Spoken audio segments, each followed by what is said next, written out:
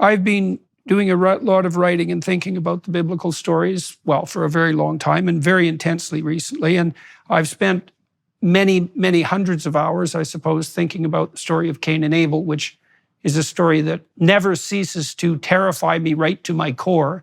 And what you see in that story is the story of two principalities making themselves manifest in some way for the first time, right? So you have Abel, who makes the proper sacrifices, who dedicates himself to God, who looks upward and does what's actually necessary and true and reaps the benefit as a consequence. And then you have Cain, who, he's not so much into the sacrifice thing, and his sacrifices are second rate, and he's trying to pull the wool over the eyes of God, and that doesn't work out very well. And so then he calls God on God's misbehavior and says to him, I don't know what sort of cosmos you think you've hacked together here, but I'm busting myself in pieces and all I get is misery. Why don't you straighten yourself up? And God says, well, if you did things properly, things would probably go okay for you. And that makes Cain murderously angry and envious and resentful and bitter and cynical. And so then he goes and kills Abel. And I think that's exactly what's happening today, is that what we point to as Marxism is just the most recent rational manifestation of the eternal spirit of Cain. And what do you think Correct. Of that? I mean, you're a religious thinker. Do you think that's accurate? I think you're a pretty sharp cookie. I think you're ready to go professional. Honestly, that's a wonderful. All in, man, all in. No, but I mean that's a wonderful exegesis. I had never thought of that really, but it seems to me dead on, and I think that it only took me 40 years to think it through. Yes, well, but the thing is, what you just said. I don't remember your phrasing, but it's the same thing over and over and over again. In other words, we're talking about human nature, right? And in fact, you see this happen even earlier in Scripture than Cain and Abel, when Adam and Eve make for themselves aprons of fig leaves, right? In other words, that's the first religious act. Religious in the negative sense. Let's fool God. We know something's wrong, okay? So all human beings throughout history have known something is wrong.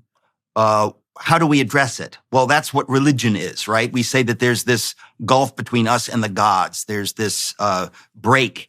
How do we deal with that? Well, that's what religions purport to do, to somehow repair the breach or to climb the ladder from here to there. We know we're not there. We need to get there to heaven, to someplace other than here. How do we do that? How do we appease the gods? How do we lure the gods into coming to our aid? That's what religion is. And in our hearts, we often do it in a way that there's deception. In other words, it's like, well, how do I fool God? Adam and Eve say, we're going to cover our nakedness with fig leaves.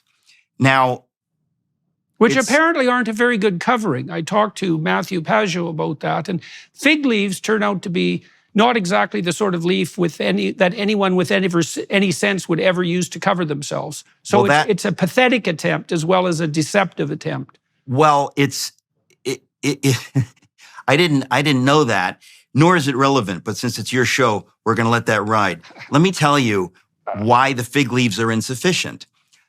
God, then, this is just an amazing thing. You've probably seen this, but I'm fascinated by this. That in the first few verses of Genesis, it shows Adam and Eve doing something to sort of fool God. They know something is wrong. Because for the first time, of course, something is wrong. They're no longer walking with God, and they've broken the relationship with God. And they try to do something about it. And God deems what they have done insufficient, and it says he makes for them animal skins. In other words, blood had to be shed. Innocent animals had to be killed, and blood had to be shed in order that they could be covered, which is, of course, a prefiguring of the sacrifice and the death of Jesus. Blood has to be shed. You think you can cover these mistakes on your own with these little religious acts and things, and God says, no, you don't understand the depth of the horror. Blood, innocent blood has to be shed to cover what you have done.